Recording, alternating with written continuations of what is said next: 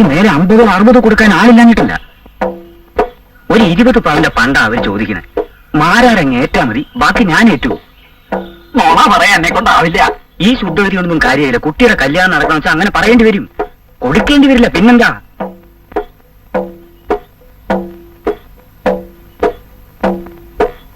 അപ്പോഴേ മോളെ വിളിച്ചോളൂ. വിളിക്കാം. ഒരേ ഒരു കുട്ടിയേ ഉള്ളൂ. ഈ സ്ഥലമൊക്കെ ആ കുട്ടിക്കുള്ളതാ. മറ്റേ കാര്യം പറഞ്ഞോളൂ. ഒക്കെ ഞാൻ പറഞ്ഞ് ശരിയാക്കിയിട്ടുണ്ട്. കല്യാണം കഴിയട്ടെ. നമ്മുടെ തറവാട്ടിന് പറ്റിയ കുട്ടിയാ. അതെന്നെയാ വേണ്ടു. മോളെ, അവര് മോളെ ഒന്ന് കാണണമെന്ന് പറയണു. എന്തിനൊക്കെ ഞാൻ പറഞ്ഞേ? അവര് മോളെ കാണാൻ വന്നിരിക്കല്ലേ. അവര് പണ്ടും പണമൊന്നും ചോദിച്ചില്ലേ? കൊടുക്കാണ്ടോ? ഞാൻ അതിനെ പറ്റി ഒന്നും പറഞ്ഞില്ല മോളെ. ചെല്ലു മോളെ, നല്ല സമയാ അമ്മുക്കുട്ടിയെ.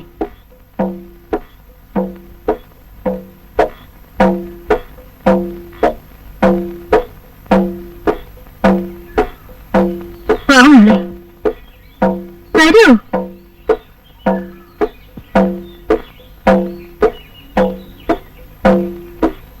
നിനക്ക് കൈയൂട്ടിക്കളി അറിയോ?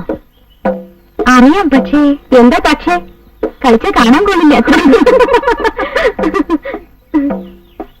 ആരാ എന്നെ കല്യാണം കഴിക്കുമ്പോൾ ആള്? ഈര. എനിക്ക് പിടിച്ചില്ല.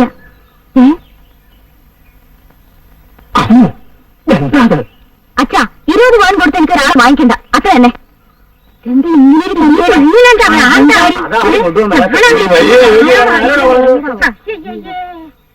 നാണം കിട്ടോച്ച.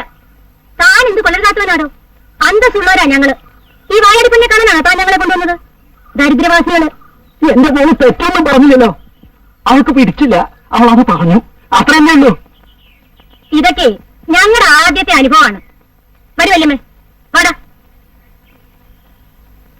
ഒരു സംബന്ധാലോചന. പാവെന്ന് കരുതി വെറുതെ വിടുക, അല്ലെങ്കിൽ അടിച്ച് പല്ല് വിളിച്ചേനെ.